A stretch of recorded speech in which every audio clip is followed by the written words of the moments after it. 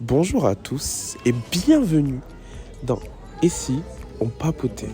Dans le précédent épisode, vraiment, nous avons pu voir les talents de notre très chère intervieweuse Anya, qui va aujourd'hui se faire interviewer par Richardson, aka le grincheux, selon elle bien sûr.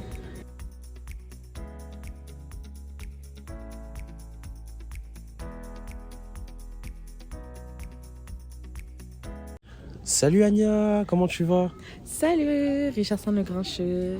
Ça va et toi? Ça va, écoute. Tout d'abord, présente-toi, vraiment dis-nous qui tu es, ce que tu fais dans la vie actuellement, voilà. Ben, comme précédemment expliqué dans mon premier épisode de podcast, Ici on papotait, je m'appelle Anya, j'ai 25 ans, je suis étudiante en assistance ressources humaines. Je suis en alternance, donc voilà, le retour aux études, ça fait du bien. Et voilà, et je suis passionnée d'écriture, donc j'ai écrit un petit livre, voilà. Voilà, c'est exactement là où je voulais vraiment en venir. Euh, j'ai pu regarder, j'ai pu voir vraiment les actualités. Donc tu as sorti un livre, c'est bien ça? Oui, c'est ça. J'ai sorti un livre qui s'appelle Brie, mon témoignage, ma thérapie. Il est actuellement en pré-vente avec les éditions Maya. Ok, d'accord, sympa. Alors pourquoi ce nom-là et pas un autre? Ben, parce que tout d'abord, on a tous une lumière au fond de soi. Même dans les moments difficiles, il faut qu'on trouve la force de briller. Et on est tous lumière. Donc, faut pas qu'on oublie qu'on est lumière. Donc, même dans les moments difficiles, il faut continuer à briller.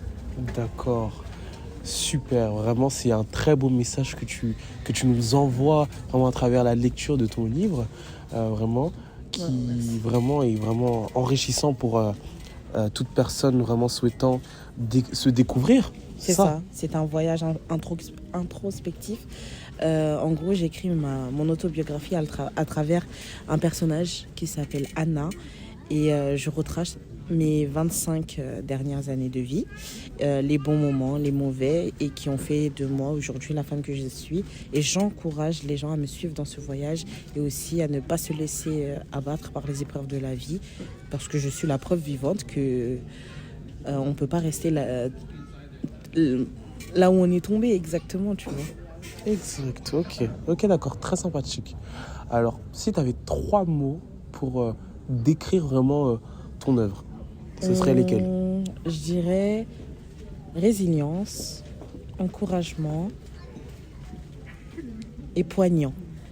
Ok, d'accord, je vois. Super. Alors, j'ai vu aussi que tu abordais beaucoup la dépression, vraiment la dépression chez les jeunes, chez vraiment toutes sortes de personnes. Alors, peux-tu nous en dire plus?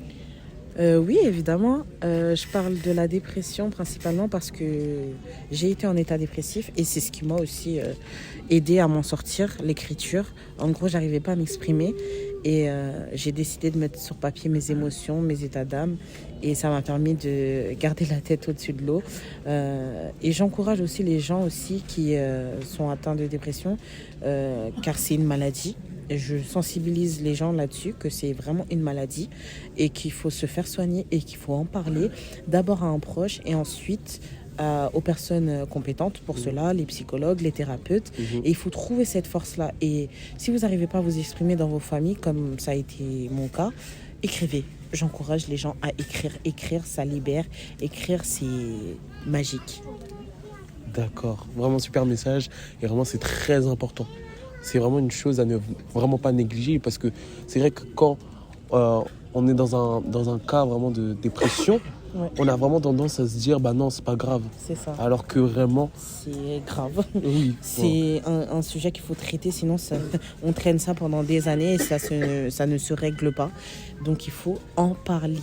Si je devais donner un conseil, c'est parler. C'est bien pour ça qu'on est dans Et si on papotait, parce que papoter, ça fait du bien. Exactement. Alors, je pense qu'on a tous cette question-là à te poser, hein, vraiment. Combien de temps as-tu mis dans vraiment cette concentration, vraiment ces années, si je puis dire, vraiment, de création pour ton livre? Ben, en vrai, j'ai commencé à écrire, à avoir l'idée déjà. J'avais 18 ans. Ok. Donc vous imaginez bien que j'ai mis très très très longtemps. Après, j'ai mis sur pause, vu que j'étais en dépression. J'ai tout remis à plus tard et j'ai refoulé mes émotions. Et puis à un moment donné, le vase a débordé. Et quand le vase a débordé, je me suis mis à écrire à une vitesse. Donc globalement, je dirais que j'ai mis un bon 1 an et demi à l'écrire sérieusement. Ok, d'accord. Donc c'est en accumulant euh, euh, le début d'écriture à tes 18 ans plus la reprise, c'est ça? La reprise, c'est ça. En gros, j'ai eu l'idée. J'ai commencé à griffonner, on va dire, sur l'idée, le titre, de quoi j'allais parler, de mon climat familial, de ce que j'avais déjà vécu à mes 18 ans. Et puis j'ai fait une longue pause, comme des petites vacances. Et puis la réalité m'a rattrapée à 24 ans. Et puis je me suis dit, je vais avoir 25 ans, il faudrait que je me déleste de mon passé. Et puis je me suis dit, 25 ans, c'est un bon début pour terminer mon livre. Voilà.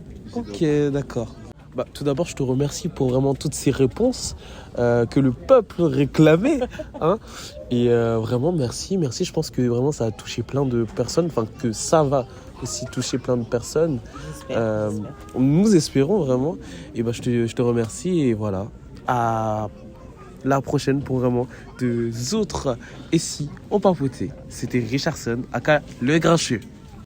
Je vous embrasse, je vous fais plein de bisous et retrouvons très vite dans d'autres épisodes de Et si on papotait. Merci Richardson pour m'avoir rendu le micro et je vous fais plein de bisous et n'oubliez pas, papoter ça fait du bien, on se retrouve très vite, gros bisous.